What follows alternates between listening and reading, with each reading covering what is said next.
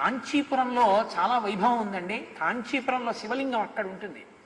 ఇక్కడ గోడకి పైన కన్నాలు ఉంటాయి, కొన్ని కన్నాలు. ప్రతిరోజు సూర్యకిరణాలు పడతాయి. పడినటువంటి సూర్యకిరణాలు ఒక గడప వరకే వెళ్ళి వెనక్కి వెళ్ళిపోతాయి తప్ప ఎప్పుడు గడప దాటి లోపలికి వెళ్ళాం. ఒక్క రథసప్తమి తిథి నాడు ఒకే ఒక్క లేత కిరణం లోపలికి వెడుతుంది. ఆ లోపలికి వెడుతున్నప్పుడు అర్చకులు ఏం చేస్తారంటే పళ్ళాలు పట్టుకుని కిరణంతో పాటు లోపలికి వెడతారు. అది తిన్నగా లోపలికి వెళ్ళిపోయి ఆ ఒక్క కిరణం రథసప్తమి నాడు ఏకాంబరీశ్వర శివలింగ పాదాల మీద పడుతుంది. పడి వెనక్కి వెళ్ళిపోతుంది ఆ కిరణం. మహనీయమైన ఘట్టం.